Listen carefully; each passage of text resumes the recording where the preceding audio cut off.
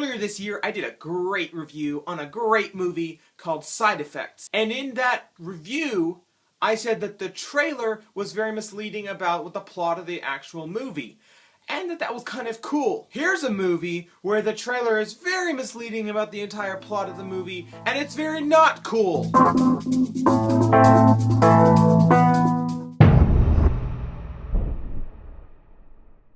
So, Dead Man Down, I went to go see this on a Thursday night screening. There was literally 2 other people in the movie theater, which is never a good thing for a movie. It was produced and directed by the same guy who did the original Girl with the Dragon Tattoo trilogy, and that shows. So let's just go right on over to the Crave scale and check it out now. First, story. The story's actually okay. I mean, once you get over the fact that it's nothing like the story presented to you in the trailer, you can move on and actually kind of enjoy the movie. Basically, it's about this guy and this girl, played by Colin Farrell and Noomi Rapace. They're neighbors across like this huge building complex, and they can like see each other in their windows and stuff like that. And they're both highly motivated by revenge. Basically, Noomi Rapace was in like this really bad car accident. She was hit by a drunk driver, and her whole like side of her face is messed up. Like it's got scars like going up into her head, like her ears like half cut off. It's really gross. And Colin Farrell plays this guy that you know absolutely nothing about from the trailer. He's a Hungarian dude who moved to this unknown city, which I think is New York, with his family. They settle down, but in a building run by this unknown criminal mob that we don't really even know what they're doing, like, at all. Their daughter gets killed, and then they decide to testify against this criminal mob, but then these Romanian guys come and kill his wife, and they thought they killed Colin Farrell too, but he was really alive, and now he's just like trying to wipe them all out. The thing that I didn't like about this story was that it was a very sterile story, and you don't know anything about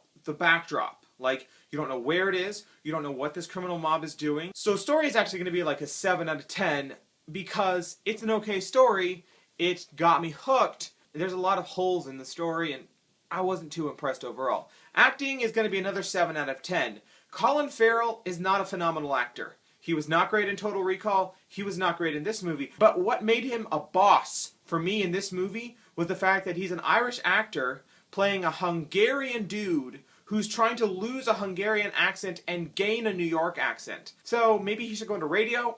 I don't know. Noomi Rapace, though, was amazing. She was my favorite person in this movie by far. She was not very emotional, but her character wasn't supposed to be very emotional. She's a very scarred character. Terrence Howard plays this crime kingpin that is supposedly the person who killed Colin Farrell's family, and I hate Terrence Howard. Like, I hated him in Iron Man. I'm so glad they replaced him in Iron Man 2 and 3 with Don Cheadle, because Don Cheadle is so much better of an actor. It kind of almost made me want to make it a 6 out of 10, but Noomi Rapace bumped it back up to a 7 out of 10. The music is going to be a 6 out of 10. It's not bad music, it's not good music, it's music. You know what I mean? Like, it's made by Jacob Groth, who the only thing that he's really done in the past is the Girl with the Dragon Tattoo series, like the original Swedish series. And the music is very similar to that series in this movie too. So it shows that he doesn't really have the ability to adapt much to a different kind of movie, because this is not like the Girl with the Dragon Tattoo at all. And I'm just not that impressed by it, so it's a 6 out of 10, and I don't really want to talk about it anymore. So the technical aspects